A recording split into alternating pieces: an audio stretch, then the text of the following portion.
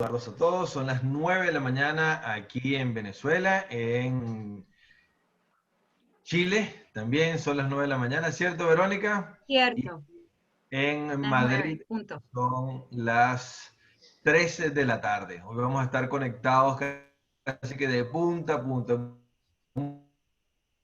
muchos kilómetros de distancia conectados y sabemos que tenemos Estados Unidos, Italia, Portugal y por supuesto Venezuela y Latinoamérica de todas partes. Así que para nosotros es un enorme placer estar con ustedes hoy. Esto va a ser una jornada especial para nosotros y esperamos que así lo sea para ustedes. Tenemos un tema importantísimo a tratar y lo bonito de la mesa como centro de formación familiar es que la vamos a abordar desde 4 puntos de vista muy diferentes y todos complementarios. Es un poco, si lo analizamos desde esta realidad, nos vamos a dar cuenta que todos los que formamos parte de una mesa tenemos contactos con los profesionales que hoy nos acompañan de alguna u otra forma, de manera directa o de manera indirecta. Y escuchar la visión que cada uno de los que estamos hoy aquí tiene sobre algo tan común que es la mesa, y lo lindo es que lo vamos a compartir desde nuestra propia experiencia, desde nuestra propia realidad, así como desde la realidad profesional que cada uno de nosotros puede aportar. La temática o la manera en que vamos a llevar este webinar. Estamos arrancando ahorita, vamos a extendernos aproximadamente hasta las 9:45. Cada uno de nosotros va a conversar con ustedes por unos 10, 12 minutos aproximadamente para presentar sus ideas y luego vamos a abrir la etapa de preguntas. Les vamos a pedir que cualquier pregunta que surja a lo largo de la conversación la vayan colocando en el chat. Marco Gessen, él va a estar monitoreando lo que ahí esté ocurriendo y al final de esta actividad él irá haciéndonos las preguntas por ustedes, o sea, él le va a poner voz a cada una de sus preguntas y la iremos respondiendo. Si quieren hacer una pregunta específica, por favor háganle a cada uno de los ponentes. Si quieren que sea una pregunta general, la abordamos desde los 4 puntos de vista. Recuerden, por favor, mantener sus micrófonos apagados, así como sus cámaras, para optimizar el ancho de banda de proceso, así como de la grabación, porque este trabajo que tenemos hoy, para que tenga aún mayor alcance, lo vamos a grabar y lo vamos a subir luego para que más personas puedan disfrutar de esta actividad. Ok. María Magraces, te pido por favor que apagues tu micrófono, así como a Rosa Angelina y a cualquier otra persona que tenga el micrófono abierto, por favor vayan apagándolo para que no haga brinco de pantalla a la hora de grabar este material. Yo soy Merlin Hessen, no soy el anfitrión, somos 4 anfitriones, pero hasta cierto punto vamos a ir guiando la experiencia para todos ustedes. Vamos a empezar esta conversación, esta linda mañana de viernes, con la profesora Cidalia de Souza. Ella es educadora y con años de experiencia aquí en Venezuela, tiene una entrega importante en facilitar conocimiento a través de los medios de comunicación y sin duda es una activa miembro de nuestra comunidad educativa y hace muchísimo por los demás. Nos conocimos hace unas semanas en una conversación muy interesante y de ahí surgió esta necesidad, hablar de la mesa como un centro de formación. Cidalia, bienvenida a este encuentro y nos encantaría saber cuál es tu visión sobre la mesa como centro de formación familiar. Bienvenida. Bueno, bienvenidos a todos los que demostraron interés por este importante tema. Muchísimas gracias, Merlín, y un placer compartir con Verónica y con Patricia. De verdad que feliz de estar en este encuentro que me parece importantísimo. Sí. Bueno, nosotros vamos a hablar en torno a la familia y vamos a empezar por los chiquitos de la casa, ¿ok? Lo que ha venido sucediendo a nivel sobre todo educativo, que de un día a otro ellos estaban pues en todas sus actividades, se paraban temprano, se iban a su colegio con su desayuno preparado, el corre-corre de la mañana, estaban dentro de su colegio, compartían desayuno con sus padres, con sus amiguitos, estaban todo el día prácticamente en el colegio, en la tarde iban a actividades especiales, fútbol, béisbol, natación, en todo lo que los padres les gustaba colocar. Y luego en la noche pues, haciendo sus tareitas y comiendo rapidito para preparar al día siguiente la nueva jornada. Resulta que de un día a otro amanecimos donde las escuelas se cerraron por completo, no había maestros, no había compañeros, no había parques, no había ningún tipo de diversiones, sino que tenemos que irnos a casita con papá, mamá, que siempre salían a trabajar y ahora estamos todos juntos, estamos con abuelos y estamos en una misma familia. Es más, la absolutamente completa a esos niños, que si bien para todos ha sido una situación compleja, muy complejo, tenemos ciertas herramientas para manejarlo que los niños no las tienen por su madurez cerebral. Entonces, fue un impacto bastante fuerte este cambio de un momento y bien adaptar de la familia se convierte también ahora en, además los padres se convierten en educadores, los niños tienen que estar en una situación bien compleja, y que si bien es cierto, nosotros como familia no tenemos la capacidad de modificar los ni las decisiones que se están tomando en cada uno de los países en temas de salud, en temas de decisiones gubernamentales, no tenemos control de lo que está pasando con la pandemia, ni qué va a pasar con la pandemia, sí podemos tener control de lo que esté pasando en esas cuatro paredes, que es nuestro hogar. ¿Cómo podemos nosotros dejar en el recuerdo de nuestra familia, de nuestros hijos, lo que está pasando en este momento tan inédito y tan este experimento especial que está sucediendo de una manera increíble? Entonces, creo que la manera como nos manejemos los adultos hacia esos niños puede marcar la diferencia en que esto sea un trauma para toda la vida, una complicación para toda la vida, o puede ser una experiencia que, si bien es muy distinta, puede tener muchísimas fortalezas, sobre todo en lo que es la unión familiar, sobre todo en lo que es las relaciones familiares, que cuando estábamos en esa carrera muchas veces no nos conocíamos.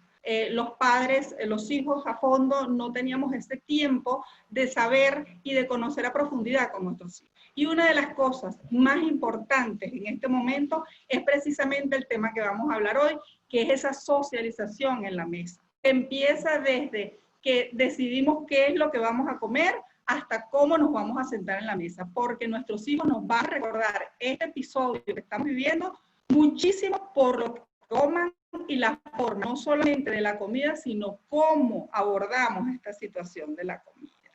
Nosotros podemos aprovechar esta mesa, este momento donde nos reunimos a conversar para sacarle provecho a cómo queremos que estos niños vean nuestros valores, cómo queremos reforzar la comunicación, cómo podemos trabajar ese que yo quiero y que estoy contigo y que te doy seguridad a pesar de lo que está pasando allá afuera. Aquí estás en un entorno seguro, nosotros estamos para protegerte y estamos para cuidarte y para amarte. Lo podemos hacer inclusive desde el momento en que decidimos que vamos a comprar o que vamos a cocinar el día de hoy, donde podemos involucrar a toda la familia, donde esos niños pueden participar y pueden escoger qué van a comer de acuerdo a las posibilidades que tengamos. Podemos tener mucho, podemos tener poco. Eso no es lo que va a marcar la diferencia. La diferencia es cómo lo abordemos, cómo trabajemos el tema alimentario. Al momento que nosotros ponemos a nuestros hijos, a nuestra familia, a que sean parte de qué vamos a comer hoy, ya estamos poniendo en juego la toma de decisiones. Un aspecto importantísimo a futuro. Si nosotros le preguntamos a todos los que están aquí, que seguramente muchos son padres o tienen hijos, son padres o tienen niños que les interesa, si les preguntamos cómo visualizan a esos niños cuando tengan 23, 24, 25 años, seguramente nos van a decir que quieren que sean niños, muchachos triunfadores, muchachos felices, autónomos, que tengan seguridad en sí mismos, una cantidad de aspectos que todos los padres, todos los adultos queremos para nuestros niños. Pues bueno, es el momento de hacerlo, es el momento de trabajar desde muy pequeños, porque eso no lo vamos a lograr cuando tengan 15, 16 años, sino lo vamos a lograr desde muy pequeños, ir fortaleciendo todas esas potencialidades. Entonces, ¿qué papel juega la comida? ¿Qué papel juega la alimentación en esto? Muchísimo, porque muchos de nuestros recuerdos, o la mayoría de nuestros recuerdos, están asociados al tema alimentario. Si nosotros recordamos una Navidad, seguramente nos vamos a ir a cómo eran las... Y nosotros en este momento, una de las recomendaciones que están dando tanto los psicólogos como orientadores familiares, todo es que, por ejemplo, se realice una receta con nuestros hijos, pues sacarle el mayor provecho. El mayor dando. Si les estamos permitiendo que ellos tomen decisiones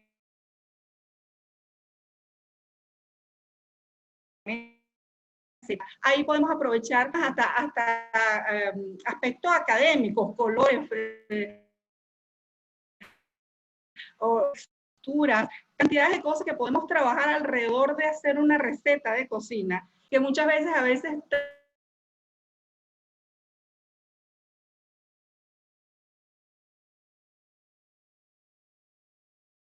compramos juguetes carísimos, lo tenemos en una nevera, cuantificar mucho, poco, rojo, azul, cuadrado, redondo, y lo hacemos de una manera amena. Podemos preparar una receta con nuestros hijos donde ellos se sientan involucrados en esa actividad tan sabrosa, y que ellos sientan que no importa lo que estemos cocinando, y quiero insistir, o sea, no importa lo que tengamos, habrá recetas donde tenemos muchísima cantidad de alimentos y habrá casas donde habrá muy poquito. Eso no es lo que va a marcar la diferencia. La diferencia la va a marcar el cómo abordemos esa receta que hacemos con nuestros hijos. Que le permitamos que, bueno, se ensucie, entre todos vamos a limpiar. Si regaste, lo vamos a limpiar, no pasa nada. Todos cometemos errores y los podemos subsanar. Eso es una enseñanza de vida. Y luego, cuando ya tenemos esa receta, cuando ya hemos preparado esa comida, ¿cómo lo vamos a sentar a la mesa? Muchas veces nosotros le decimos a nuestra familia, bueno, en la mesa no hay aparatos tecnológicos, vamos a tratar de sentarnos en la mesa sin tener aparatos tecnológicos, pero realmente, ¿qué le ofrecemos cuando nos sentamos en la mesa? Una familia callada, una familia, cada uno en su mundo silencioso, sin los aparatos tecnológicos. Entonces lo que tenemos es unos muchachos, unos niños o unos adolescentes, por terminar de comer para irse nuevamente a su cuevita donde ellos están en su mundo realmente entregados. Si nosotros les pedimos a nuestros hijos que no queremos aparatos tecnológicos, ¿qué les ofrecemos en esa mesa? Les ofrecemos una comunicación asertiva, les ofrecemos una comunicación donde ellos realmente sientan que pueden decir y expresar, que se va a respetar las ideas que ellos tienen, independientemente no las compartamos. En ese momento es maravilloso, es mágico para que nosotros descubramos cosas de nuestros hijos que quizá en otros escenarios no lo vamos a poder hacer. El hecho de que nosotros nos atraigamos a la familia, que quieran estar sentados alrededor de esa mesa, porque es una mesa agradable, porque esa es una mesa donde se hablan cosas bonitas, donde se hablan cosas que hacen sentir que yo quiero estar en este, no me quiero encerrar en el cuarto, no me quiero encerrar en cuatro paredes, sino que quiero estar con ustedes. Eso significa que esa mesa está siendo un sitio de agrado para nuestros hijos. Entonces, tenemos que aprovechar este momento de oro, este momento para que esa comunicación efectiva, que nosotros le demos esa oportunidad a nuestros hijos, que cambiemos el vocabulario en cuanto a la alimentación, que el sentarse a una mesa no es a ingerir alimentos, es el momento de compartir, de conocernos, el de saber que tú eres importante. Cada uno de esos miembros de la familia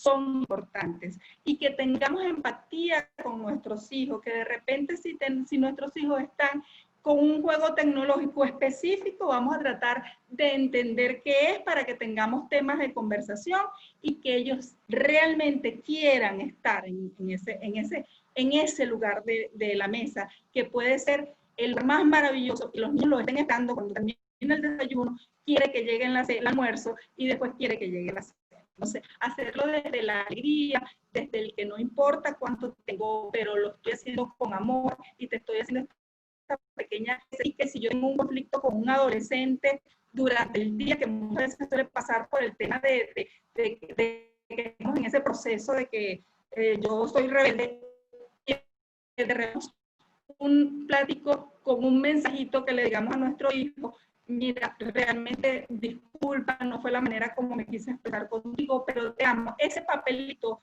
puede cambiar la relación entre un padre y un adolescente. Y esa brecha que se abre en ese momento se puede simplemente con un papelito, con un sanduchito, con un papel colocado allí, puede cambiarle la vida de ese adolescente, puede cambiar la vida de nuestros hijos, el decirles: te preparé esto con tanto cariño, y no decirles: oye, pasé demasiado tiempo en la mesa cocinando para entregarles este plato, sino lo estoy haciendo desde el amor, le estoy entregando mi amor a ustedes, a mi familia, con este plato de comida. De verdad que yo creo que este es el momento que debemos aprovechar. Todos deberíamos dejar, este momento nos tiene que dejar una enseñanza de la importancia de la mesa, retomar lo que hace muchísimos años era que el momento familiar, el momento de la comida, era un momento especial para la familia. Era el momento donde de verdad todos teníamos voz y todos éramos escuchados.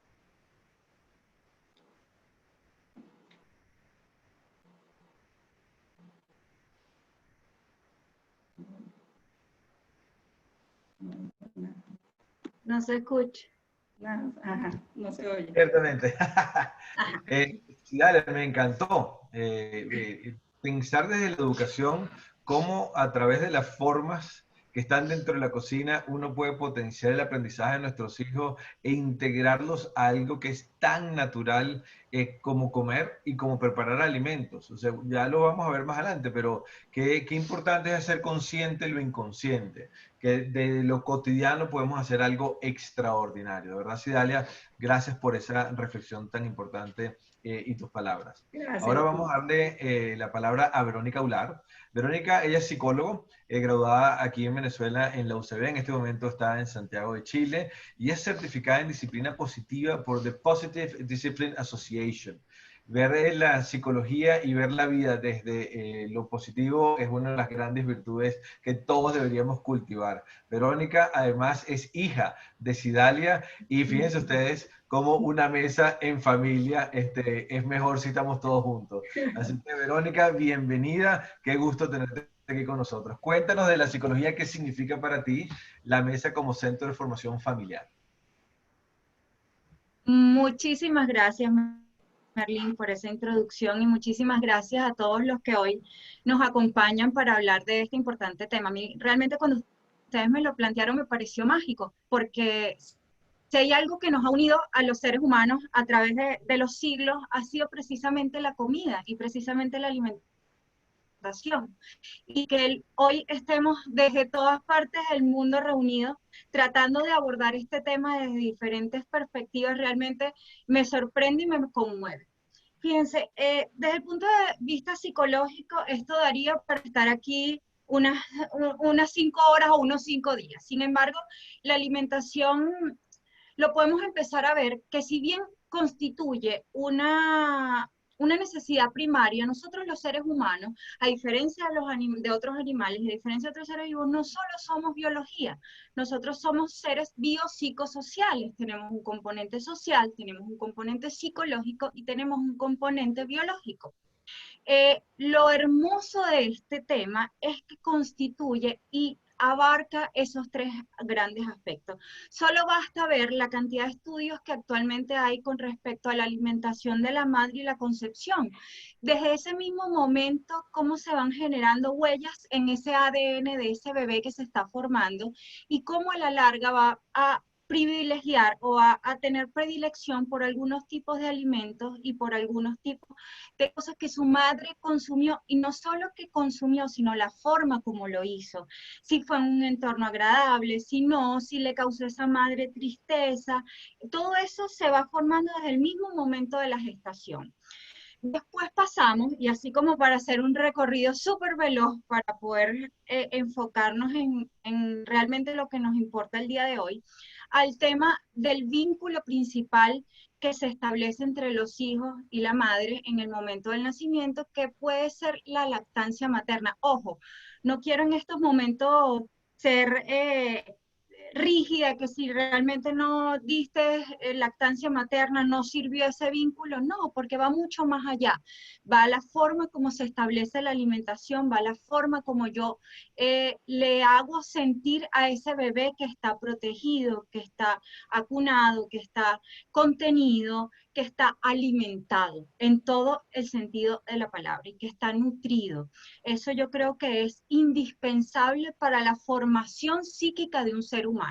Estos primeros meses de vida, aun cuando parezcan que es realmente como no, que no tenemos un recuerdo consciente, como decía Merlín, de hacer consciente lo inconsciente, y como no nos queda en nuestra conciencia eso, pensamos que no es importante, pero yo diría que uno de los aspectos más importantes de la vida de los seres humanos son esos primeros meses de vida y esos primeros años de vida.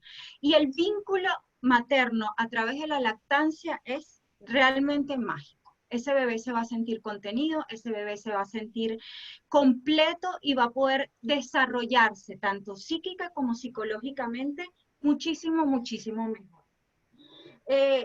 Hasta ahora cuesta un poquito ver que el alimentar a nuestra familia va más allá de ofrecer un plato de comida. El alimentar en un sentido muy amplio significa nutrir, lo que hablaba Cidalia en estos momentos, el sentarnos en la mesa y podernos nutrir todos, no solo de la comida material que estoy ingiriendo, sino de todo lo que ahí pasa. De esa interacción, de ese vínculo, eso va a generar a la larga, yo diría que una de las huellas némicas más importantes que nosotros vamos a poder tener a lo largo de nuestra vida. Basta ver los que somos emigrantes, si en algún momento tenemos un olor a arepita, enseguida a nuestra cabeza vienen recuerdos de cuando mamá nos hacía la arepa, o cuando antes de ir al colegio ese olor nos despertaba. Entonces, todo lo que pasa en torno a la alimentación va a formar las huellas némicas que nos van a constituir a nosotros como seres humanos, como una historia particular, buena, mala, con cosas positivas, con cosas negativas. Es utópico pensar que en la mesa solo se van a hablar y que esto va a ser así como el mundo de la fantasía, y que en la mesa nunca vamos a tener un desencuentro y que en la mesa nunca va a pasar nada negativo. Eso es utópico, eso no pasa. ¿Okay? Somos seres humanos, podemos en un momento dado tener desencuentros en la mesa. Sin embargo, la relación que yo establezca con esa comida en la cotidianidad y sacando estos pequeños sucesos es lo que realmente va a importar. Fíjense que yo he estado tratando como de investigar un poquito a fondo este tema, y es tan maravilloso ver cómo los niños, de alguna manera, lo que decía Cidalia, de acuerdo al ambiente que se dé en esa mesa, ellos deciden hasta el tipo de alimentos que ingieren. Nosotros tenemos como una falsa creencia de que a los niños hay que obligarlos a comer, porque es que si no comen, porque entonces ¿qué le va a pasar? Pues entonces no va a crecer, y realmente dejamos atrás como todo esto que forma el ambiente. Es como una obra de teatro. Una obra de teatro no solo tiene los actores, tiene todo un escenario. Entonces no podemos fijarnos únicamente en ese niño que a lo mejor no quiere comer, sino qué está pasando alrededor de esa mesa. Cómo estoy sirviendo la comida. Fíjense que estaba leyendo un estudio donde se dijo que estos niños que son mañosos, estos niños donde realmente no quieren ingerir alimentos, se les propuso a los papás que en la mesa familiar los cargaran, los tuviesen en las piernas. Y se demostró que estos niños habían aumentado su ingesta y habían probado una cantidad de alimentos muchísimo mayor que antes, que sentados en la silla o que puestos aparte. Entonces, ¿qué nos quiere decir esto? Que más allá de eso, del niño, del alimento, está el vínculo, ¿ok? Que yo creo que dentro de todo lo que nos concierne hoy es una de las cosas más importantes. Eh, yo creo que el niño se sienta mirado, y hablo en el niño específicamente, bueno, porque es lo que a mí realmente me apasiona y creo que en todos, desde el lugar que estemos como familia, mamá, papá, hijo, nos toca. Si el niño se siente mirado, si el niño se siente contenido en una mesa, él va a ir comiendo poco a poco y va a ir probando nuevos sabores. Fíjense, hablando un poquito de la predilección de los niños a la comida chatarra, por ejemplo, a la comida procesada. ¿Qué pasa con eso? Primero que lo que decía la profesora, lo que decía Cidalia, nosotros habíamos estado en un ritmo que mientras más rápido mejor. ¿Ok? Los alimentos realmente, no importa la calidad, no importa el cómo, sino si está listo en 5 minutos, para mí mejor, porque si yo llego a las 8 de la noche a la casa, necesito hacer una cena en máximo 10-15 minutos para poderla servir, para poder hacer tareas, para podernos bañar y para podernos acostar a dormir. Entonces, aparte de que la comida chatarra contiene una cantidad de sustancias adictivas, ¿ok? Como el azúcar, la cafeína, que hace que esos niños sean adictos, tiene una particularidad que son pensadas para que el niño las ingiera de manera particular, para que las ingiera solo. Tienen todo un marketing en cuanto a colores, en cuanto a trabajo psicológico que hace que eso sea atractivo para el niño. Entonces, cada vez más estamos dejando la preparación como medio de ofrecerle amor a nuestros hijos y estamos sustituyendo por la inmediatez. Con respecto a la pandemia, yo creo que eso nos ha servido en estos momentos como para bajar, ¿ok? Todos los que hemos estado en confinamiento hemos sabido que ahora hicimos las recetas que no habíamos hecho nunca en nuestra vida, buscamos recetas por internet, tratamos de trabajar eso y qué bueno, ¿no? Lástima que haya sido en una situación como esta y lástima que haya traído tantas repercusiones para el mundo, pero qué rico, o sea, qué rico poder reencontrarnos con nuestros hijos, qué rico poder salvar ese vínculo. Yo creo que el vínculo lo es todo. Fíjate, Merlin, tú lo dijiste, mi mamá, estamos separadas hace 6 años Sí. y no hay día en que no hablemos. Yo no puedo leer una arepita sin acordarme de las arepas del domingo, sin acordarme de las navidades. Entonces todo eso va quedando en tu memoria, todo eso va quedando en tu hipocampo, todo eso te va constituyendo en el ser humano que eres. Entonces, yo creo que, Merlin, de verdad, enorme trabajo el que estás haciendo en visibilizar esto, porque por muchos años estuvo como un tema menor. Y no, o sea, realmente no es menor, empezando por eso, y estamos viendo el desborde de trastornos alimenticios que hay en la actualidad, bulimias, anorexias, atracones, etcétera, etcétera, y todo forma parte de esto, todo forma parte de cómo llevamos nuestra vida familiar en el momento que era necesario hacerlo, en el momento que era necesario. La profesora se le dijo algo que es súper importante, al niño le tiene que provocar estar en esa mesa. El niño tiene que querer estar en esa mesa. Absolutamente. Me encanta la psicología. Mira, ahí estamos escuchando un bebé hermoso en una mesa seguramente, ¿verdad, Jensen? Exactamente. Sí. Verónica, me encanta, mis padres son psicólogos también, y la psicología sin duda le da tantos fundamentos a la neurogastronomía como herramienta y entender la visión de la identidad que se genera en la mesa es uno de los grandes descubrimientos que tenemos nosotros aplicándolo en la experiencia gastronómica. Y en gran medida ese es el trabajo que han venido desarrollando ustedes y más cuando se ve desde el mundo positivo. Agradecido, Verónica, por estas palabras. Y fíjate, esto es apenas la punta de un iceberg gigantesco donde tiene que Totalmente. transformarse en una comunicación real, efectiva, en las familias, en las autoridades. Y yo siento que muchas reglas de juego pueden cambiar cuando uno hace consciente lo inconsciente de muchas cosas, pero particularmente la importancia de la mesa. Gracias, Verónica. Totalmente. Gracias a ti, Merlin. Vamos ahora a hablar con Patricia Velasco. Ella es nutricionista, dietista, una entusiasta del placer y buen comer, porque no hay que estar a dieta ni malnutrirse y pasarla mal en el proceso. Yo hace muchos años decía que para comer saludable no es comer miserable. Y eso es una falsa concepción que se ha ido generando, lamentándolo mucho, en el proceso de los últimos 30, 40 años para acá. Patricia es amiga de la casa, además está ya culminando su formación como neurogastrónomo y me entusiasma profundamente que va a ocurrir con un dietista, nutricionista, neurogastrónomo en España, porque ella y Rebeca, que también está con nosotros, Rebeca, van a ser las primeras neurogastrónomos de España activas con este conocimiento. Y Patri, de verdad, gracias por tu entusiasmo. Desde tu visión y tu experticia trabajando con niños, enseñándolos a cocinar, trabajando con familias, creando toda esta visión que tienes, cuéntanos qué tienes que tú decir sobre la mesa como centro de formación familiar. Muy bien. Gracias, Merlin, por esta introducción. Casi que me la ahorras de decirlo yo. Pues sí, soy nutricionista y realmente yo me siento neurogastrónoma desde hace ya tiempo.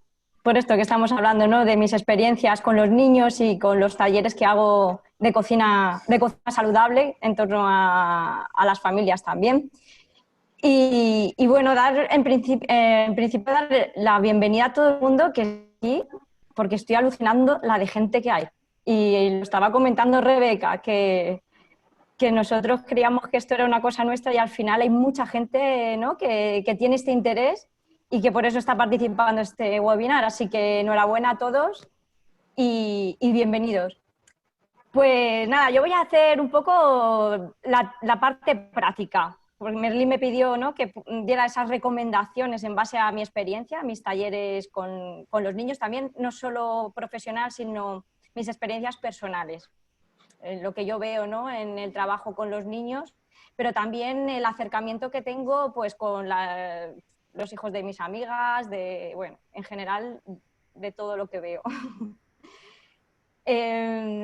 Voy a empezar con un acertijo, ¿vale?, que lo voy a lanzar aquí. Sí, es un acertijo que aquí, estudiando neurogastronomía, pues lo que tiene, de pensamiento lateral.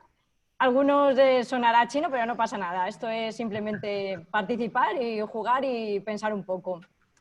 ¿Queréis jugar, no? ¡Sí! Claro. Vale.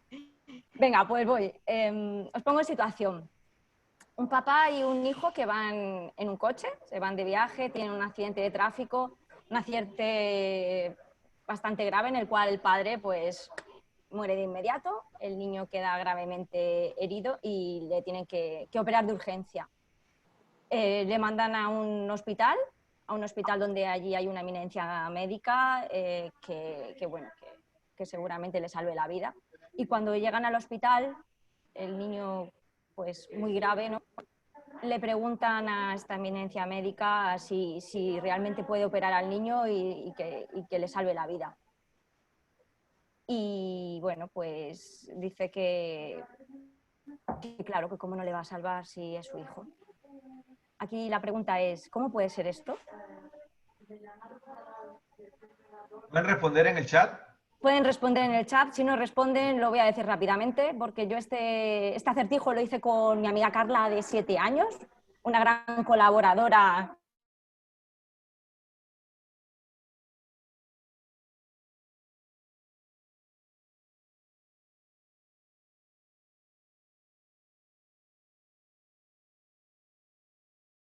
Una afirmación, era la madre, efectivamente. Esto lo hice con mi amiga Carla, de 7 años, y la familia de adultos, quiero decir. Carla, o sea, no tardó ni 5 segundos en decir, era su mamá. Claro, Carla tenía ese pensamiento lateral que los adultos, digamos, nos cuesta un poco más llegar a ello. ¿Qué quiero decir con esto? Pues que los niños tienen un mundo interior y una forma de pensar sin condiciones, ¿no? Como los adultos tenemos ya mucha carga, ¿no? De nuestras experiencias y tal, vamos un poco ahí ¿no? A ese pensamiento rápido y bueno, pues eso. ¿Y para qué os cuento esto? Pues para que veáis que a la hora de cocinar y practicar con ellos en la cocina, tienen un mundo interno, un mundo que dar y con lo que nosotros podemos jugar con ellos en la cocina. Es decir, darles esa oportunidad, bien como decía Cidalia, ¿no? Que bueno, me estaba poniendo los pelos de punta de escucharla, bueno, a Cidalia y a Verónica, porque no les damos la oportunidad. Yo me he dado cuenta cuando trabajo en los talleres con los padres, les limitan, ¿no? A la hora de poner en práctica sus habilidades y ellos se sienten muy condicionados. Sin embargo, yo cuando estoy con ellos por las mañanas haciendo los talleres en centros escolares, están ellos solos, son ellos mismos, están abiertos a todo, están pues exprimiendo todo lo que ellos saben. Y aquí voy a daros lo he resumido en tres, ¿no? En tres claves fundamentales, que fue un poco lo que Merlín me pidió que hiciera, dar esas recomendaciones para ponerlas en práctica.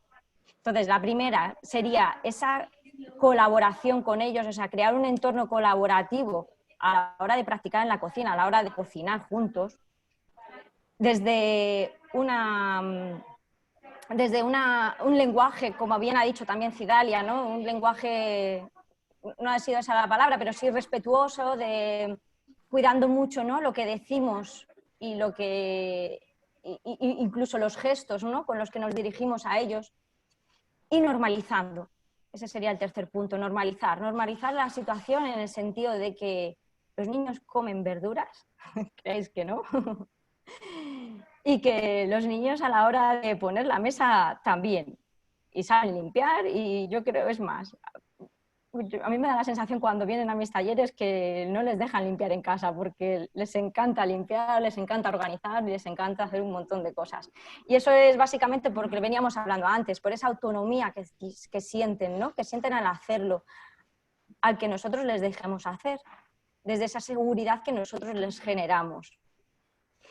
Nosotros les generamos seguridad si les dejamos hacer, cuidando ese lenguaje cuando, por ejemplo, ellos van a cortar, ellos saben que pueden cortarse con el cuchillo.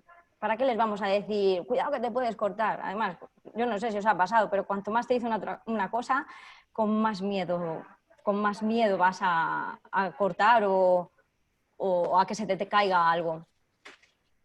Hay otra cosa que yo refuerzo mucho y es esa economía lingüística. Esto es invención mía, ¿vale? Y me refiero a que más vale que nos callemos muchas veces, no, nada más que verles y evitar, ¿no? Estos comentarios, porque les vamos a condicionar mucho a lo que ellos puedan hacer. Y si ellos se sienten que nosotros confiamos en ellos, van a sentir esa seguridad, esa confianza, esa autoeficiencia.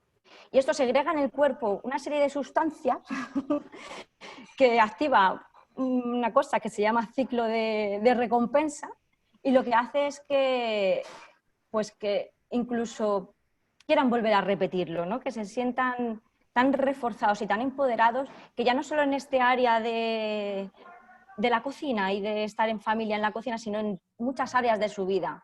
Eso se va como cultivando ahí dentro del cuerpecito de los niños.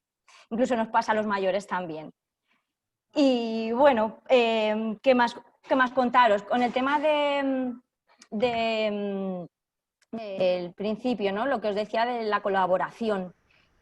Yo me he dado cuenta que si nosotros adoptamos el rol de maestros y ellos de aprendices, por llamarlo así un poco, para que entendáis que hay una situación como más arriba y más abajo, se les hace más difícil aprender.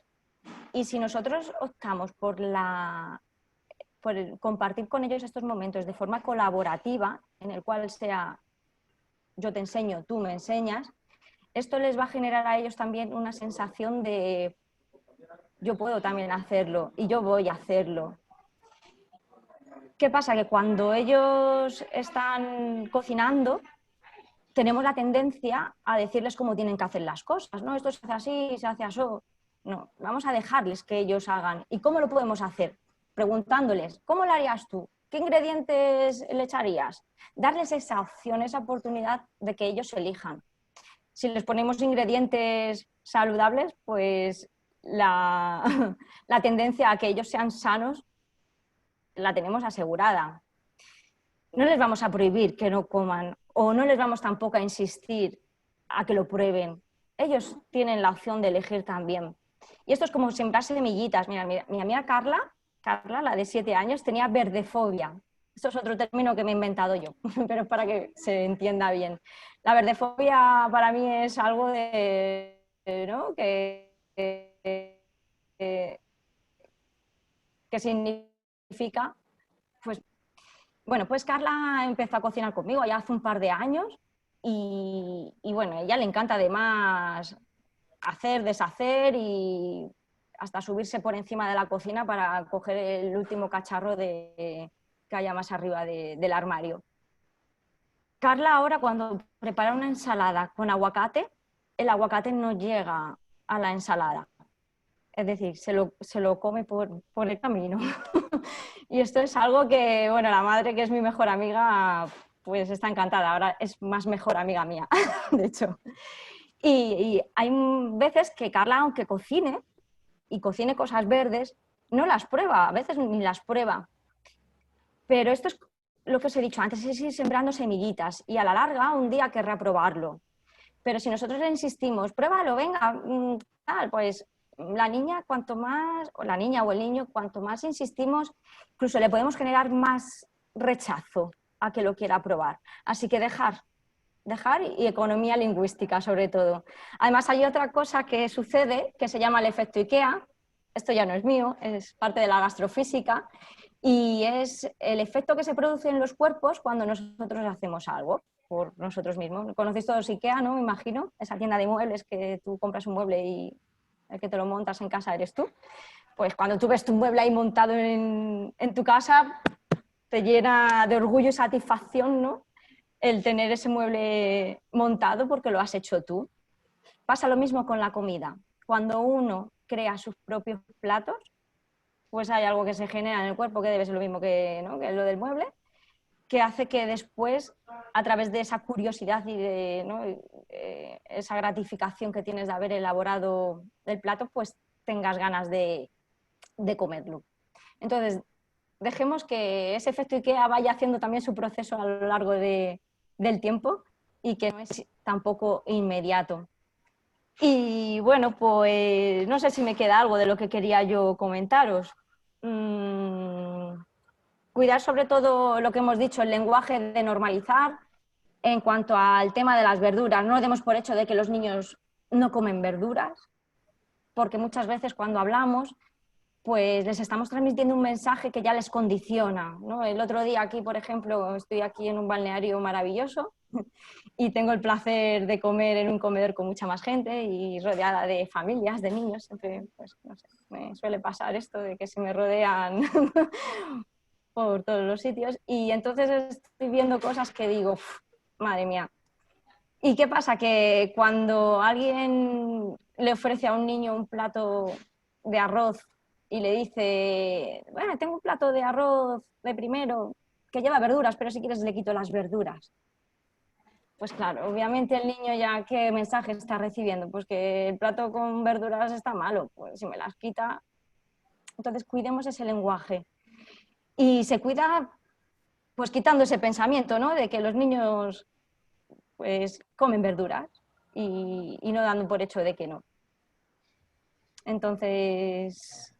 Patri, cuando me contaste esa anécdota de el mesero, el mozo, el camarero, decirle a los padres que tenía una oferta gastronómica, arroz, carnita, y que sin que los padres dijeran nada, él asumiera que el niño ya no comía verduras. Eso es uno de los grandes estereotipos que estamos creando en la sociedad. Y los niños no comemos dando nosotros, pero es que no debes comer verduras. porque hacemos de eso todo un tema. Me encantó. De Los verdad que sí. mensajes. Por eso de mente, ¿vale? Porque tenemos un legado que nos arrastra y que enseguida nos incitamos a decir esto. Entonces, un parche en la boca de vez en cuando y dejarles, que nos van a sorprender. Y bueno, pues para cerrar y ya poner aquí el broche, yo os animo a que pues os metáis en la cocina con ellos, practiquéis y sobre todo lo que hemos dicho al principio, ¿no? De que les exprimáis ese cerebro que tienen con toda esa imaginación y creatividad sin condiciones como las que tenemos los adultos, porque os van a sorprender, verdaderamente os van a sorprender y aunque suene muy típico, vais a aprender mucho de ellos, pero es que es la forma donde aprendemos unos de los otros y aunque ellos sean pequeñitos y nosotros seamos más grandes, somos todos seres humanos con mucho que compartir. Y nada, y llenaros tanto ellos como, o sea, tanto los niños como los adultos, vuestras mochilas de estos momentos memorables para que en esos días chungos que tengamos, ¿no? Que estemos un poco más tristes, pues poder recurrir a ellos para alegrarnos el día, porque esto queda grabado aquí a fuego y cargado, como bien os digo, en nuestras mochilas. Patricia, ¿verdad? Gracias por tu feedback, por tu información. Es una visión bien interesante desde la nutrición. Y fíjense que no nos enfocamos ni en calorías, ni en sobrepeso. Estamos hablando de la nutrición, es alimentarse correctamente y ser feliz en el proceso. Y me encanta esa reflexión, Patricia. Nuevamente agradecido. A ti. Bueno, A ya estamos en la vosotras. recta final. Ahora me toca a mí hablar sobre la mesa como centro de formación familiar desde la neurogastronomía. Y yo creo, les voy a decir, esto es un post que hicimos hace, 17 de julio del 2018, ¿no? Hace ya un poco más de 2 años. Y arranco con esto. 4 maneras de decir lo mismo. Cómetelo, que te lo hice con amor. ¿Cuántas veces como padres no le hemos dicho al niño cuando le ponemos el plato al frente y el niño empieza como que a jugar con él y vamos nosotros y cómetelo, mi amor, que te lo hice con cariño, y sabes, como que tratando de suavizar. ¿Tú sabes cuántas personas se mueren de hambre? Cómetelo. Tratando de ponerle culpa al plato porque el niño no se lo quiere comer en ese momento. De ahí no te paras hasta que te lo comas todo. ¿Cuántas veces nos hemos escuchado? ¿Nos han dicho o lo hemos dicho nosotros en el proceso? Tercera, quiero que recuerdes los sabores de ese plato para que cuando seas grande recuerdes tu hogar, tu familia y cuánto te quiero. Esas 4 formas de decir lo mismo ocurren en muchísimos hogares y en simultáneo en procesos donde la frustración por ver a nuestro hijo no comerse algo nos afecta, que tenemos que tratar de buscar un argumento. Pero esa última frase poderosa que dijimos tiene que ver mucho con lo que les quiero presentar desde la neurogastronomía y por qué está en nosotros el sentarnos en la mesa. No sentarse en la mesa es contra natura. Y lo que está ocurriendo últimamente es que hemos aprendido, nuestro cerebro ha aprendido a sustituir unas sustancias que terminan siendo nuestras hormonas de la felicidad por otras y el placer se ha ido transformando. Y esto es parte de la reflexión que quiero que veamos hoy. Las 3 principales razones de por qué nos alimentamos. Digamos, imaginemos un triángulo. En la parte de arriba de ese triángulo está la necesidad física, obviamente. Es la necesidad de alimentar con un tipo de nutrientes que en primera instancia uno piensa que es para alimentar a nuestro cuerpo. Pero en verdad, esos alimentos tienen una predilección, tienen una escogencia, tienen un sistema de recompensa que nuestro cerebro los etiqueta porque alimentamos primero para darle nutrientes a nuestro cerebro y luego a nuestro cuerpo. Hay un orden de prioridades, hay una jerarquía en nuestro cuerpo y el cerebro siempre va a buscar el alimento que le garantice a él su combustible principal. El 20% de las calorías que consumimos diariamente nos las llevamos simplemente por pensar, por ejecutar pensamientos, por tomar decisiones. El 20%. Y el nutriente que utiliza nuestro cerebro para poder funcionar es glucosa, es azúcar. Así que los alimentos que son ricos en azúcar, por supuesto, nuestro cerebro le va a poner doble etiqueta o doble estrellita porque él quiere esa garantía de que va a tener suministro de un alimento rápido para él poder funcionar de manera sistemática y natural. La segunda razón de por qué nos alimentamos, y esto tiene que ver con un código que se sembró en nuestro organismo hace por lo menos 1, 2 o 3 millones de años en el pasado. Y tiene que ver con el placer. Nos alimentamos para percibir placer físico. Hace más o menos, digamos, 1 millón de años atrás. Unos primates, uno de esos antepasados homínidos nuestros que todavía vivían en la copa de los árboles, se cayó de esa copa de los árboles y encontró en el piso, en el suelo, frutas. Y las frutas que están en el suelo están extremadamente maduras o han empezado su proceso de fermentación. Imagínense a un primate que montado en esa copa allá arriba ha estado acostumbrado a comer una fruta verde, una fruta fibrosa, algunas hojitas y, como digo yo, algunas proteínas en forma de piojitos de los otros monitos que se encuentran alrededor de él. Cuando cae al suelo, agarra esa fruta y esa fruta le pega un mordisco y lo que corre por su mano son los jugos dulces de esa fruta, así como cuando nos comemos un mango que nos embarramos la boca. Ese placer hace más o menos 1 millón de años empezó a generar un cambio en la manera en que nuestro cerebro analizaba la experiencia gastronómica. En aquel momento nuestro cerebro dijo, wow, con la fruta madura yo tengo mucha más energía más rápido, la digiero mucho más rápido, le saco los nutrientes mucho más rápido, tengo más energía porque al tener más azúcar, tengo más insulina y al tener más insulina me vuelvo una persona o un mono, en este caso mucho más poderoso. Y cuando vienes a ver, tienes a un primate que a lo largo de millones de años le ha enseñado a la generación siguiente, a la generación siguiente, a la generación siguiente, que tenemos que disfrutar cuando comemos. Y cuando comemos, digamos, una carne que se echa al fuego, por ejemplo, o cuando comemos un estofado que ha sido preparado en una marmita de barro, todos esos elementos fueron centrándose en lo que hoy llamamos civilización. Fíjense ustedes, los primeros cultivos, o sea, las primeras plantas que logramos domesticar para preparar alimentos, no fue para preparar alimentos. Fue para fermentar y luego tomar esa bebida fermentada. Eran aguasmieles, eran los inicios de la cerveza o los inicios del vino. Era un tema de placer social. Hay dos palabras que yo siempre utilizo en conversaciones como esta. La primera tiene que ver con hogar. La palabra hogar, para muchos de ustedes seguramente ya conocen el origen etimológico de la palabra hogar, pero hogar significa el sitio donde estaba la hoguera.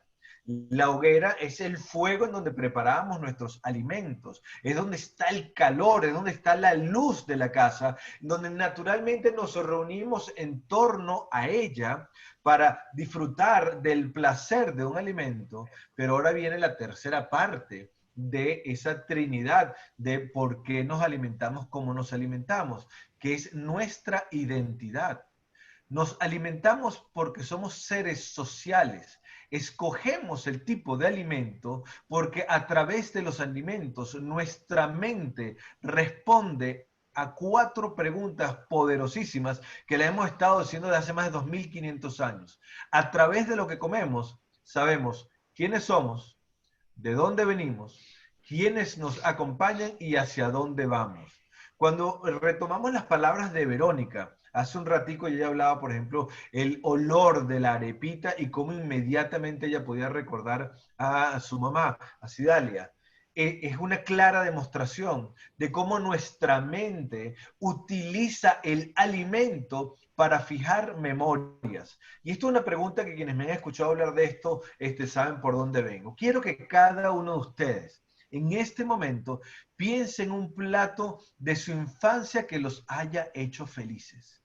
Piensen en esa arepita con queso y mantequilla. Piensen en un cabello de ángel, en un quesillo. Piensen en un crème brûlée. Piensen en una empanada. Piensen en una paella. Piensen en un plato que los conecte con su infancia cuando eran niños.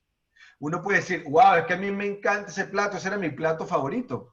Hace un día, ayer casualmente, colocaba una fotografía en relación para pensar e inspirarme en lo que iba a contarles hoy. Coloqué una fotografía de un pan tostado donde se veía el queso derretido como caer desde el borde, chorrearse, como decimos nosotros aquí en Venezuela. Muy rico, quedó, de verdad quedó divino ese sándwich, ¿no? Fue mi desayuno de ayer. Pero hacíamos esa pregunta para inspirarnos porque más casi 40 personas respondieron y todos tenían en su memoria una percepción de ese sándwich diferente. Para uno era el recreo del colegio, para otros era el amor de su madre, para otros tenía que ver con la merienda cuando llegaban del cole. Lo que ocurre es que nuestra mente utiliza lo que comemos para fijar una memoria que pueda conseguir en el futuro cuando surja la inquietud, quién soy, de dónde vengo, a dónde voy y quién me acompaña en el proceso. Lo más seguro, por ejemplo, cuando ustedes colocan cosas como tostada con morcilla, a ver si, o nocilla, dice ahí, o nucita, no sé, arroz con coco, hallaca, moros y cristianos, sándwich de playa, estos que estoy leyendo aquí, lo más seguro es que el plato, a pesar de ser rico, no es la razón de por qué su cerebro escogió premiarlo. Es que nuestra mente utiliza ese recurso para no olvidar, por ejemplo, lo que significa el amor de nuestra madre. Para no olvidar lo que significa para mí el cariño de alguien que me cuidó, que me recompensó, que me reconoció en mi ansiedad, en mi dificultad, en mi cansancio. Nuestro cerebro utiliza las partículas aromáticas de lo que come para fijar memorias. Y hay una frase poderosa que hemos estado utilizando de un tiempo para acá y Rebeca, que está por ahí desde allá de Murcia, le encanta esta frase. Decimos, nuestros hijos nos recordarán por lo que comen. Nuestros hijos nos recordarán por lo que comen. Y no es que van a recordar el plato, no.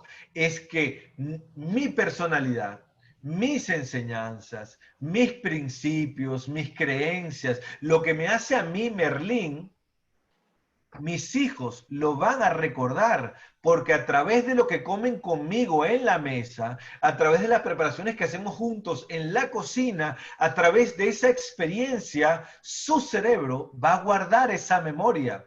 Y en el futuro, ya cuando yo no esté, seguramente podré ser inmortal en sus pensamientos, cuando vayan a preparar algo y den un comentario.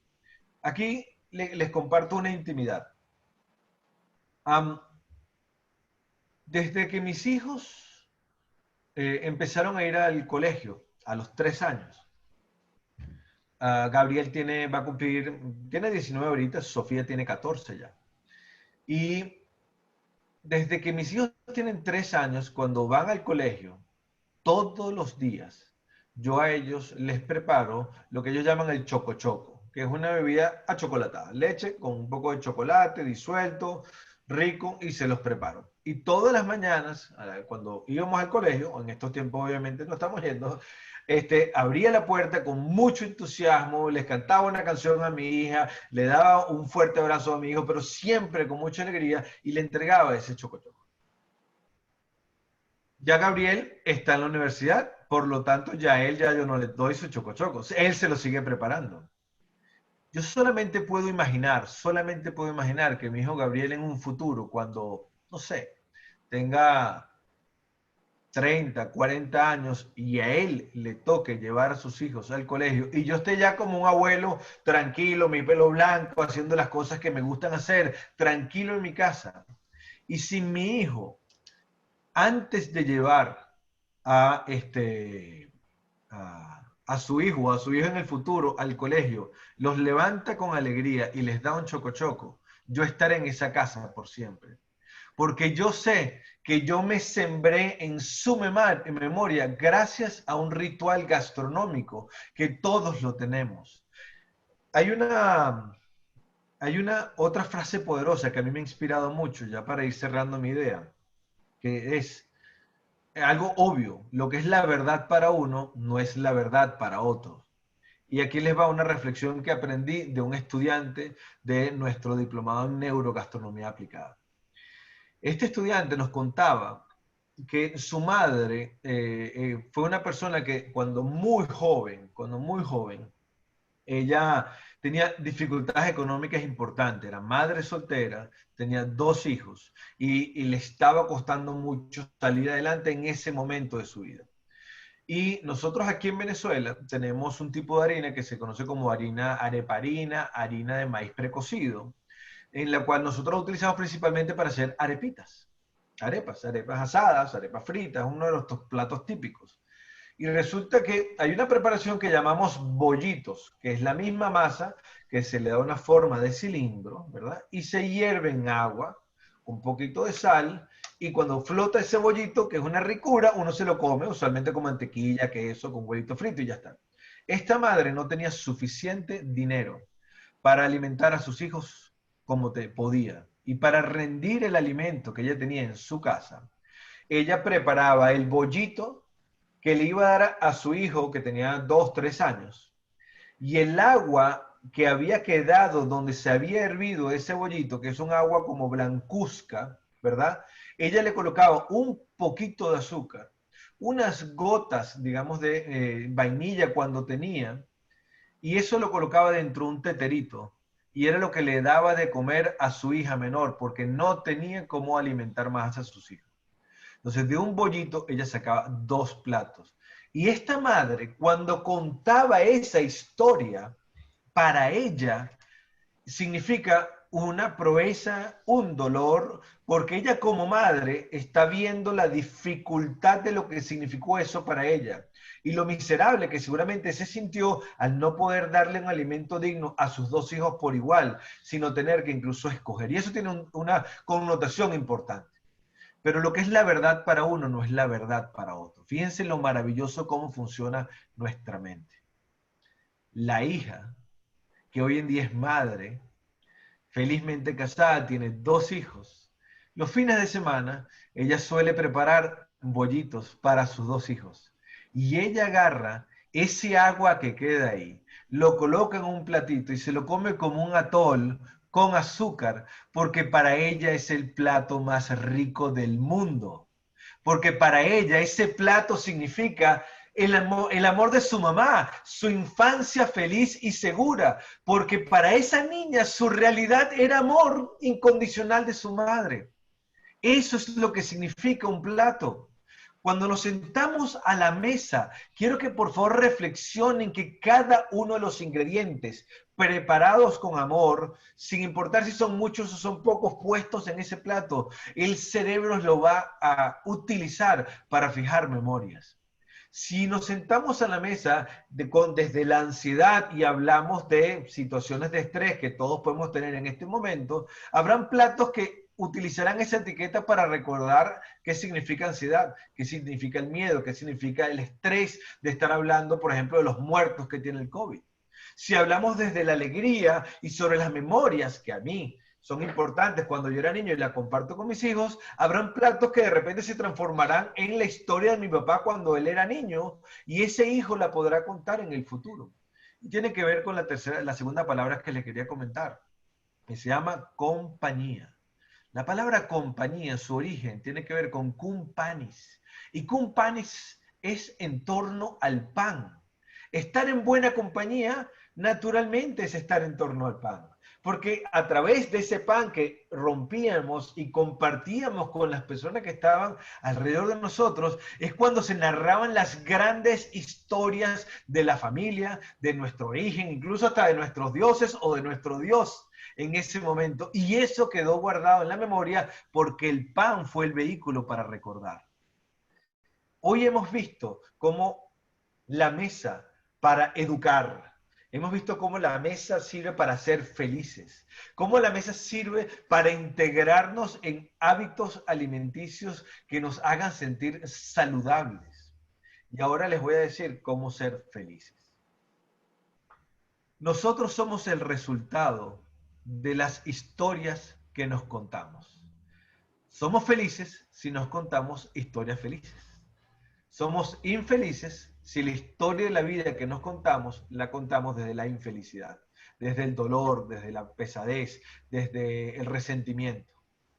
La felicidad tiene que ver con nuestra capacidad de ver hacia el pasado y encontrar respuestas allá atrás. Y las respuestas son las que vamos a utilizar para poder labrar un mejor futuro, para poder hacernos un mejor camino. La mayoría de las historias que construyen nuestra identidad, como lo decía Verónica, las creamos en torno a la mesa.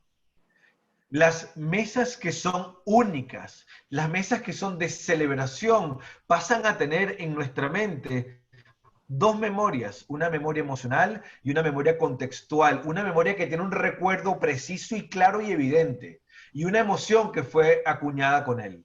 Las mesas que son cotidianas, las mesas que hacemos todos los días, esas mesas no se recuerdan vivamente, solo quedan en nuestro inconsciente. Y aquí les va una pregunta poderosa para todos. ¿Las mesas cotidianas son limitantes, son estresantes? Porque estaremos creando pensamientos inconscientes estresantes y limitantes. Si nuestra mesa es alegre regularmente y ocasionalmente, bueno, podemos tener una situación que nos impacte, estaremos sembrando en nuestra mente un pensamiento inconsciente positivo, esperanzador. Y tiene que ver esto con ser felices. La palabra felicidad para nosotros fue un descubrimiento muy reciente y nació de una conversación que tuve con mi suegro, y siempre lo digo, mi suegro es algo así como mi mentor en palabras, porque es un genio de la palabra, del origen de las palabras. Y él me estaba hablando sobre el origen de la palabra felicidad, tenía que ver con los felinos, con la destreza, con Félix, una palabra de los tiempos del latín. Me fui a profundizar en torno a qué es la palabra felicidad. Y resulta que la palabra felicidad, su origen etimológico, de donde viene de succionar, pero no es cualquier succión. La palabra felicidad, el origen de la palabra felicidad es del niño que succiona el pecho de su madre. El estado en que el niño está alimentándose con su madre, esa palabra derivó en felicidad, pero también derivó en filio, en hijo. También derivó en fémina, filio y succionar tienen el origen de ese momento áureo en que un bebé está con su madre siendo alimentado. Y la felicidad tiene que ver con nutrir nuestro cuerpo, nutrir nuestra mente, saber y responder y reconocer el amor emocional de las personas que nos rodean y tener herramientas para conseguir identidad en el futuro. En esos 6 primeros de vida, el niño aprende el lenguaje más poderoso, que es el lenguaje de las emociones, que queda fijado en su cerebro gracias a lo que su madre le da para alimentarse y lo que él ve en el rostro de la madre mientras ella está ahí. Seamos felices.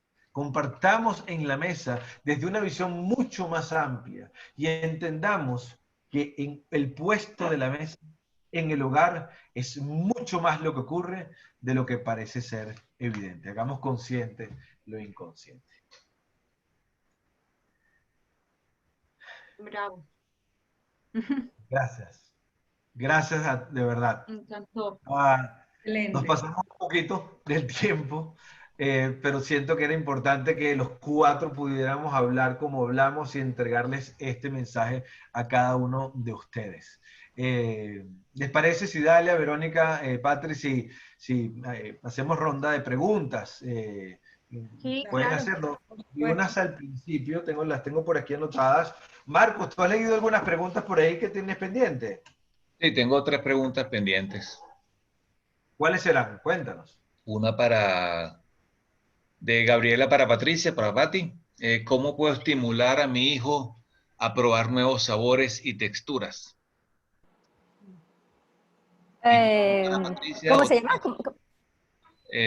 te voy a decir las 2 preguntas Perdona, para que la Marcos. conteste más fácil, ¿no? Una, ¿cómo puedo Vale, estimular a mi hijo para que pruebe nuevos sabores y texturas? Y la otra, ¿cómo trabajar la verdefobia? pues con lo mismo, con el efecto IKEA. Totalmente. El efecto IKEA, lo voy a volver a repetir un poquito para que se entienda un poco mejor. Y es simplemente estimular los sentidos a través de los sentidos. Es decir, que toqueteen, que huelan, que se manchen, que lo miren, que se lo unten si hace falta, que no pasa nada, que después el niño se lava. Sí. Si se ensucia mucho le metemos en la lavadora, tampoco pasa nada. Todo esto que ellos manipulan, ¿no? y de alguna manera lo hacen suyo, pues hace que en un momento determinado lo quieran probar, porque cambiamos de una emoción que es el asco, el rechazo, que probablemente es lo que le pueda llegar a estar pasando a este nene, que muchos nenes le pasan por estos mensajes que recibimos constantemente de que a ellos no les gustan las verduras. Y entonces pues llegará un momento que aunque no lo pruebe hoy, lo probará mañana, y si no pasado, y si no a la semana siguiente, y si no al cabo de 3 meses. Con Carla, con mi amiguita Carla, ha pasado. Carla, he cocinado con ella brócoli en un momento determinado y el otro día su mamá me llamó sorprendidísima y yo, bueno, no me he sorprendido tanto, claro. Me dijo, mira Carla, el brócoli que se lo ha comido, es más, es que le falta comérselo crudo ahora mismo a la niña. Entonces, paciencia, cultivar la ciencia de la paz, que es esta, y esperar que todo va trayendo su fruto. Lo que pasa que, claro, vivimos en el mundo de la inmediatez y cuesta un poquito, pero paciencia y dejarles. Y si no, si algún día no lo prueba y no lo prueba en su vida, tampoco pasa nada. Hay miles de alternativas saludables en cuanto a verduras y frutas, y si no prueba una, ya probará otras. Pero no les obliguemos, porque cuanto más les obligamos y más mensajes le lanzamos y más hablamos delante de la gente, o sea, no, con la gente delante de los niños, también. Un ejemplo, también vi el otro día, que dijo un papá, buah, es que tenemos una movida con la niña, no come tomate, no come esto, no come lo otro, y la niña estaba ahí, la niña estaba saltando por la silla y todo, no sabía ni dónde meterse, porque estaba recibiendo todos estos mensajes. ¿Creáis que no? Aunque ellos no te miren o parezca ser que no te escuchen, lo están recibiendo, entonces actuarán en consecuencia. Es lo que se llama la profecía, ¿cómo es, Merlín? Autocumplida. Eso, la profecía autocumplida. Así que nada, lo que la digo es eso, que cocine con ella desde esa colaboración participativa entre los dos. Y aunque sea muy chiquitito, yo he trabajado con niños chiquititos de 3 años que ya están desarrollando sus destrezas. Si vemos que tienen peligro de cortarse o algo, pues ayudarles un poco en ese acompañamiento de cómo mejorar la posición de las manos. Pero dejarles sobre todo, ellos van a ir con cuidado. Sí, ahí absolutamente. ¿Qué otra pregunta, Marcos? Sí, teníamos una para Cidalia, que es, en la mesa lo recomendado sería solo tocar temas agradables. En los temas de discusión, dejarlos para otro momento. Bueno, La hizo de esa pregunta. el tema discusión no es lo mismo que el tema pelea. O sea, nosotros en la mesa podemos discutir y tener puntos de vista distintos y a través de eso darle el modelado a nuestros hijos de cómo se gestiona un conflicto, que es distinto a una pelea que nosotros nos agredimos verbalmente, los adultos, o agredimos a los niños, o la forma como abordamos eso es distinto a discutir. el discutir en la mesa es bien valioso porque podemos aprovechar para que precisamente ellos den su punto de vista y nosotros los nuestros, y le enseñemos a través de ese momento de la discusión que hay negociaciones, que hay cosas que podemos no estar de acuerdo, pero que tenemos que respetar la opinión del otro, que esa opinión es tan válida como la mía, a pesar de que yo no la comparto. Entonces, lo que debemos es separar eso de pelea y discusión. O sea, las peleas sí causan un gran, porque el niño muchas veces ni siquiera pareciera que nos están escuchando a los padres, están comiendo y los padres están en una pelea, en unas peleas horribles, y ese niño está percibiendo todas esas peleas en el momento de la comida y está relacionando esa comida con ese terrible momento que está viendo con los dos seres que más quiere, que es su papá y su mamá. Entonces, él en el futuro lo que va a recordar es ese plato con esas dos personas tan importantes en la parte parental, que es mi papá y mi mamá, peleando, agrediéndose, ofendiéndose, insultando. Entonces, lo importante es discutir, pero con respeto hacia el otro. Dalia, para complementar eso, interesante, y fíjate tú, el cerebro en una discusión, en una conversación, ahí se generan muchas hormonas de felicidad, entre ellas la oxitocina, que es la hormona que nos genera los vínculos sociales. Si estoy sentado en la mesa y se arma una pelea, ese plato va a ayudar a fijar esa memoria para que nunca me olvide lo que significa una pelea y cómo yo actuar en un futuro.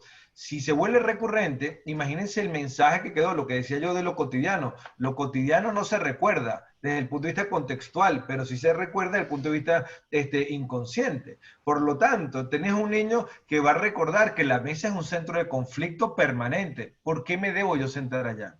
Y fíjense lo que dije al principio, que para no dejar ese cabo suelto. Cuando hablamos de las hormonas, nuestro cuerpo ha aprendido a sustituir la hormona de la oxitocina, que es la hormona primaria que nuestro cerebro ha utilizado para reconocer la mesa como un centro de formación social, como un centro de formación familiar. O sea, cuando estamos sentados en la mesa, hablando con las personas que nos dan identidad mientras comemos, segregamos oxitocina. Si no estamos hablando con nadie, estamos viendo el teléfono, por ejemplo, o estamos viendo la televisión mientras comemos, lo que se genera es serotonina y dopamina, no hay oxitocina. Cuando la estamos comiendo rico y estamos con las personas que queremos y estamos conversando, nuestro cerebro genera serotonina, dopamina, oxitocina y endorfina, las cuatro en simultáneo cuando la estamos pasando bien en la mesa. Y son los cuatro mecanismos que tiene nuestro cerebro para decir, esto lo tienes que repetir siempre. Pero si solamente comemos por placer, nuestro cerebro genera grandes dosis de dopamina y serotonina. Y principalmente la dopamina es la hormona que se genera cuando estamos bajo la cocaína, por ejemplo. La dopamina genera un placer increíble en nuestro cerebro. Y hay comidas que nos generan eso. Y es tan abrumador lo que sentimos que nuestro cerebro se confunde y dice, ¿para qué me tengo que sentar yo en la mesa a conversar con alguien, a mejorar mis habilidades sociales, a tener que contar mi historia, a tener que... ¡Qué fastidio! Si simplemente cuando yo me como una bolsa de papas viendo televisión, recibo serotonina y dopamina, que confunden a mi cerebro porque le están dando nutrientes que se van a transformar en grasa, que es la molécula de azúcar más perfecta que existe, porque en muy poquito espacio hay mucha cantidad de energía, tengo mucho placer y mi familia... Bien, gracias. Entonces, atentos, atentos. Marco, ¿otra pregunta? Sí, tenemos un par de preguntas más. O sea, Jennifer, bueno, yo creo que ya le contestaste, pero si quieres complementar, nos dice, hoy en día las tecnologías en algunas horas forman parte de la mesa. ¿Cómo podemos minimizarlas, imagino, para que los adolescentes disfruten el momento de la mesa, disfruten los alimentos y la compañía familiar? Marco, gracias. Vamos a enfocarnos un poquito ahí. Las redes sociales, principalmente las redes sociales y los videojuegos, están diseñados para generar grandes procesos de recompensa inmediata. O sea, por cada elemento que tú luchas, o sea, digamos, tú vences a un enemigo y aparecen fuegos artificiales, aparecen corazones, aparecen estrellas, aparecen vitoreos, y automáticamente cuando tu cerebro recibe ese mensaje, se da, como decir, una inyección de dopamina y una inyección de serotonina inmediata. Por lo tanto, los niveles de dopamina y serotonina se van elevando rápidamente y el teléfono, el teléfono no, los programas que están diseñados como las redes sociales, generan ese estado y basta que caiga un poquito ese nivel de dopamina tan alto que tenemos en la mente o en el cerebro o en nuestro torrente sanguíneo, caiga un poquito cuando entremos en un proceso de ansiedad. Esa ansiedad es la que nos lleva a agarrar el teléfono de manera inconsciente y tener que ver si alguien nos dio un like, por ejemplo. Es ese momento en que estamos hablando con alguien y la persona está hablando con nosotros y volteamos el teléfono, abrimos a ver si hay un mensaje, porque lo que está ocurriendo es que está cayendo la dopamina. Literalmente es como si estuviésemos en drogas todo el tiempo porque hemos generado de manera contra natura altísimos niveles de recompensa, que es lo que usaba nuestro cerebro solamente para que tú reconocieras comportamientos que tenías que repetir para sobrevivir. En las redes sociales no tenemos que sobrevivir con ellas, pero como lo hacemos tanto tiempo y tan rápido, y ya estamos drogados. En pocas palabras, sí, los psicólogos ya lo dicen, estamos drogados de redes sociales, somos adictos a las redes sociales. Y eso ya es un estado, ya se estudia y ya se generan protocolos para mejorar esos estados de ansiedad que quedan. Entonces, fíjate, tienes una persona que tiene recompensa metido en su cueva, como lo dijo Cidalia, con su teléfono, con su videojuego, con su televisor, permanentemente recibiendo estímulos a través de todos sus sentidos, y tú le pides sal de esa cueva para sentarnos en una mesa que de repente la mesa no está ni siquiera bonita, está apagada o está un poco, no sé, y siéntate en la mesa a comer cosas que no me generan el placer de la dopamina, que me generan alimentos hipercalóricos, ricos en grasa o que tienen ricos en textura o ricos en azúcar. Ese adolescente cuando se sienta ahí, hay una caída de dopamina tan dramática, de serotonina tan dramática, que a él no le da chance de poder generar un pensamiento positivo sobre por qué me tengo que sentar en la mesa. Y como todo, si el adolescente, en este caso, y eso lo puede ver, confirmar Verónica, pues, o aportarle a eso, si el adolescente está en esa circunstancia hoy en día, no esperen que él vaya hoy a almorzar con ustedes y se pare la mesa a los 5 minutos. Porque hay que hacer un trabajo hay que hacer una transición de un estado que él tiene en su forma de pensar y en su forma de procesar la información, y poquito a poco, con el tiempo, él se sentará en la mesa con ustedes. Los cambios, una vez que están instaurados en nuestra mente, tardan tiempo en cambiar el hábito, y eso toma parte de compromiso, saber lo que está ocurriendo para tomar mejores decisiones. ¿Cierto, Verónica? Totalmente, Marlene, estoy totalmente de acuerdo contigo y es algo bien importante que tengamos en cuenta que nosotros tenemos que formar el adolescente que queremos desde el momento que nació. Nosotros no podemos esperar que ese adolescente sea adolescente, que la palabra lo dice, que adolece, que sufre, que está viviendo una serie de cambios para generar un vínculo. Ese vínculo se tiene que haber generado desde un principio. Lo más probable es que si yo desde que fue niño aprendí a compartir con él, aprendí a vincularme,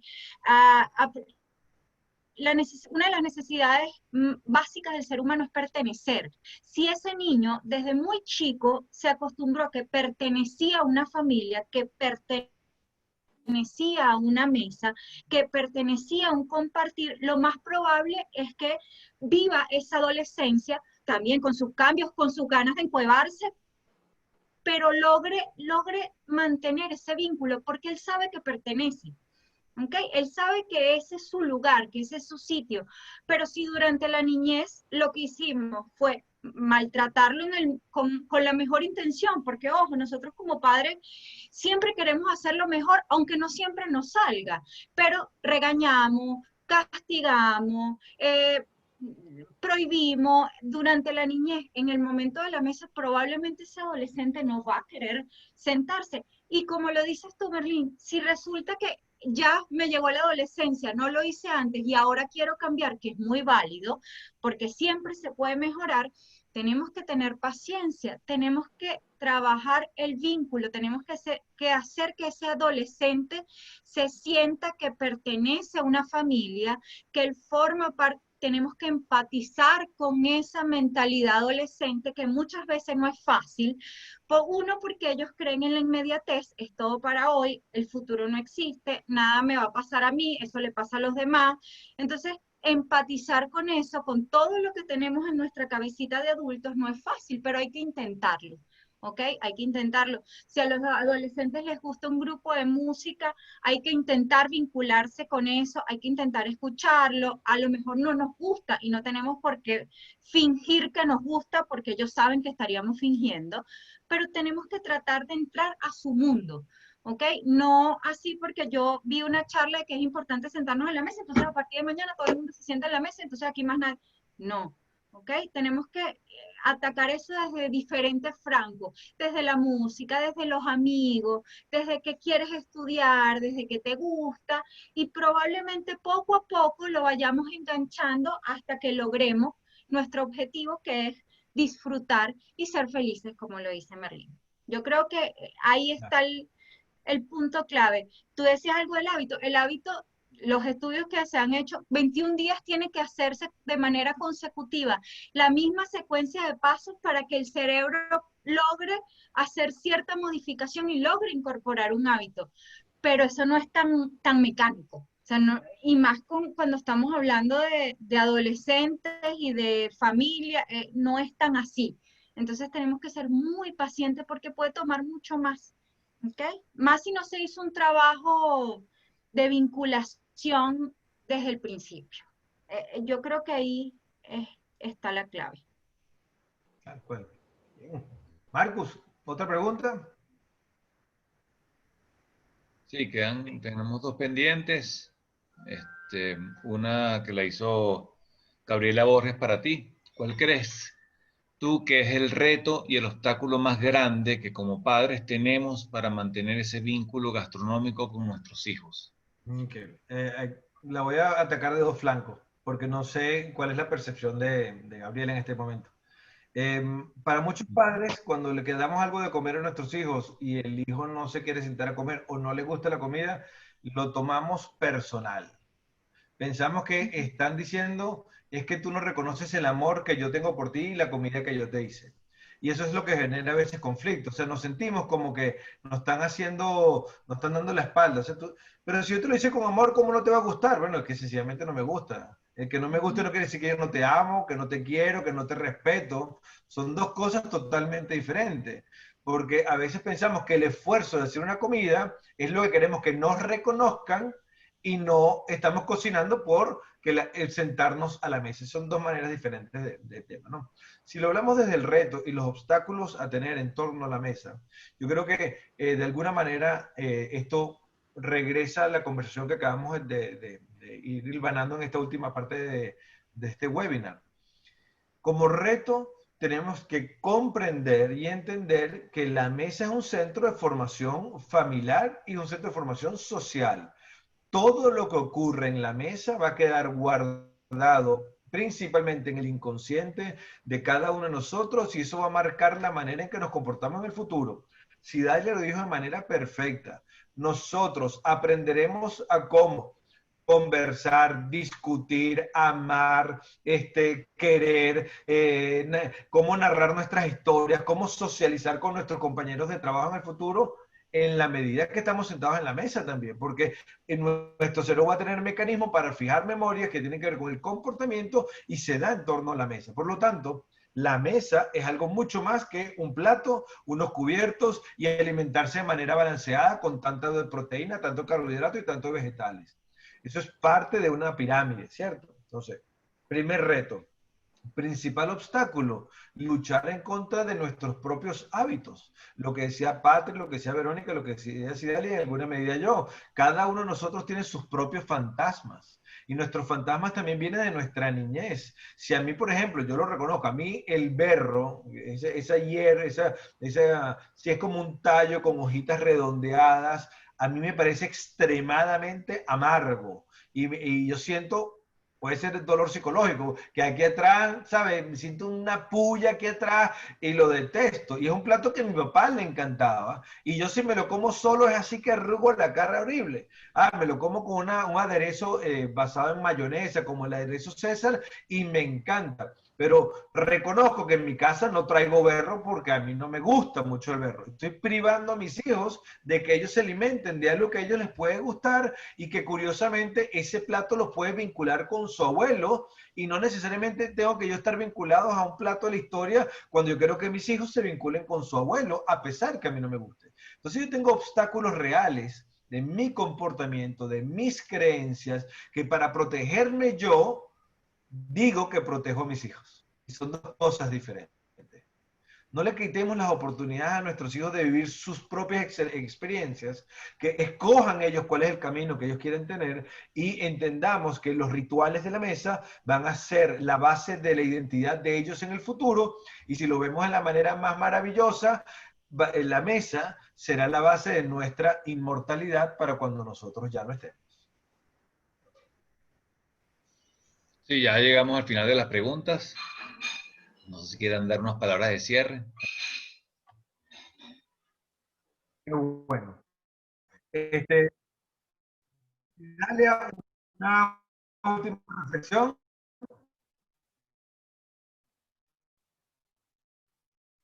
Bueno, la reflexión final de la mesa, que lo disfrutemos, sobre todo que lo disfrutemos como familia, que sintamos que ese es el momento estrella donde podemos lograr tantas cosas con nuestra familia, con nuestros hijos, y que no lo desperdiciemos en cuestiones que no valen la pena, sino que aprovechemos esos momentos, sean pocos, sean muchos, sean las 3 comidas al día, o sea una sola, o sea el fin de semana, o cuando sea, sea de calidad, sea realmente de compartir en familia, que de verdad nuestros hijos esa mesa les deje lo que tú dices, ese recuerdo emocional feliz de ese momento que yo estoy viviendo allí.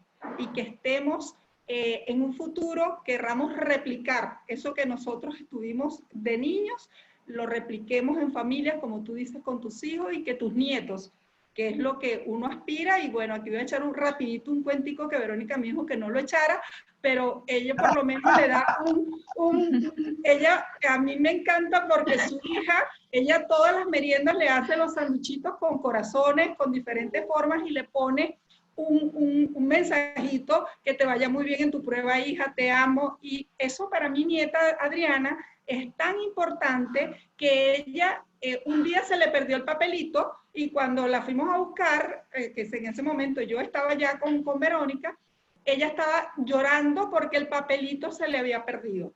O sea, y todo el problema no fue el sándwich, era el papelito que la mamá le había escrito, se le había perdido. Y después le dijo a la mamá que cuando ya era más grandecita, mamá, no importa, ya no me sigas haciendo papelitos porque yo sé que tú me amas, porque a lo mejor le daba un poquito de penita con algunos compañeros. Y pasado unos meses le dijo, mamá, me gustaría que otra vez me volvieras a poner los papelitos, ¿ok? Entonces, eso que hacemos a veces es tan importante en lo que impactan nuestros hijos, que una cosa tan sencilla y dejó en el recuerdo de mi nieta, siempre lo recuerdo porque, y entonces cuando estábamos hablando lo que vamos a compartir contigo, yo le digo, oye, acuérdate de esto, que Adri cómo lloró por lo del papel. Sí, mamá, pero no lo vayas a poner porque a mí me da pena. Pero yo lo quiero poner aquí porque estamos en una familia. ¡Una belleza!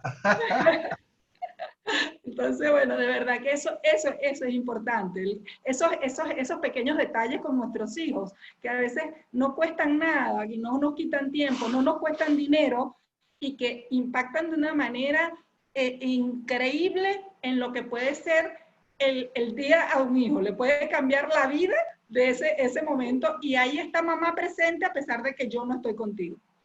Tal cual, qué bello, qué bello. Gracias, Idalia. Verónica.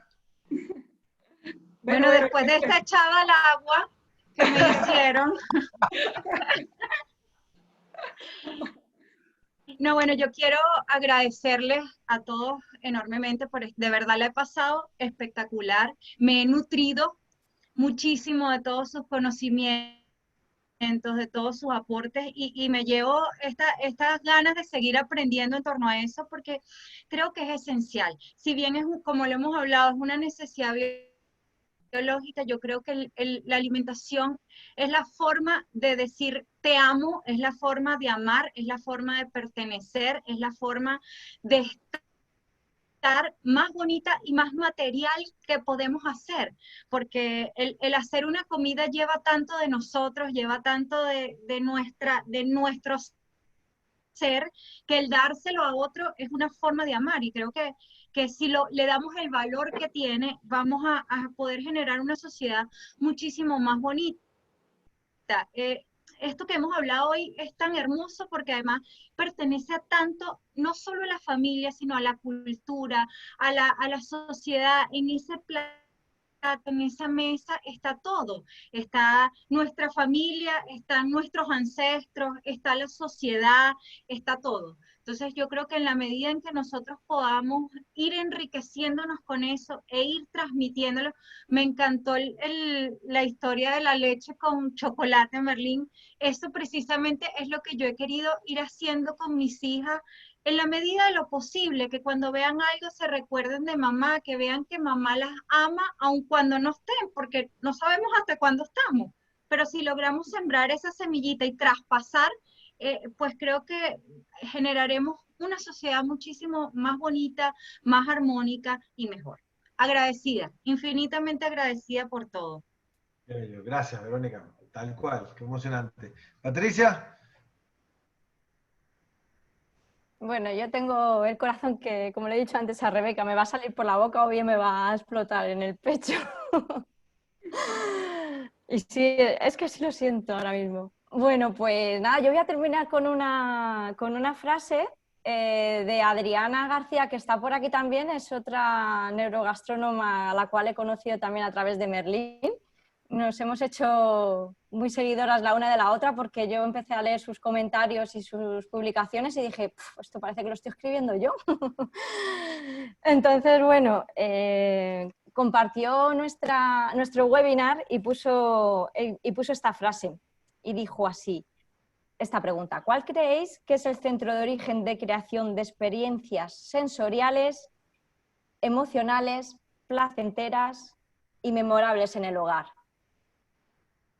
Y la respuesta la tenemos con este webinar: la cocina y la mesa en torno, ¿no?, a cuando comemos. Qué belleza, qué bonita reflexión. Me creo mucho a Adri. Adri es bióloga y neurogastrónomo, y de verdad es un aporte importante a la tribu de neurogastrónomos que está allá afuera transformando realidades también. Gracias, Patri, por traer esa reflexión de Adri. Bueno, yo solo quiero dar las gracias a todos los que hoy se tomaron esta mañana de viernes en compartir esta experiencia. Para mí eso significa muchísimo. Esa emoción que decía Patri, el saber que no nos sentimos solos. A veces uno piensa que estos son temas que son difíciles de calar, que la gente le huye a conversar sobre estas cosas porque hay cosas más importantes. Y para nuestra sorpresa, en menos de 24 horas se llenó este webinar.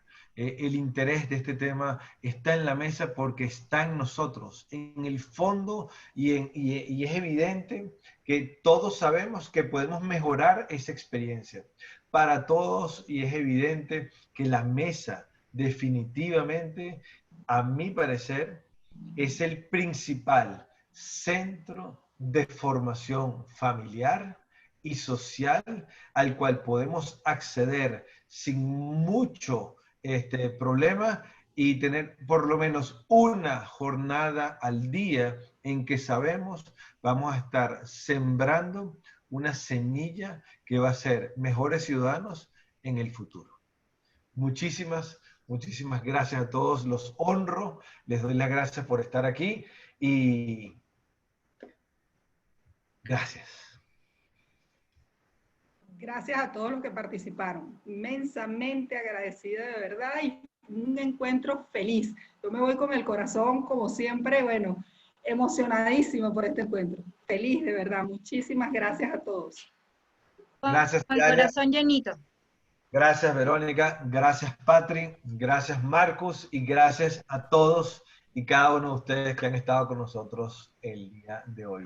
Esto lo vamos a subir a YouTube luego que Marcus renderice y ponga todo esto presto para que sepan ustedes que lo pueden compartir con otras personas para que también lo vean. Lo subiremos al grupo de Reto 2020 para que puedan, ustedes mismos puedan promoverlo y compartirlo para que otros también puedan enterarse de esta información. Hasta la próxima. Los queremos muchísimo. Chao. Desde España.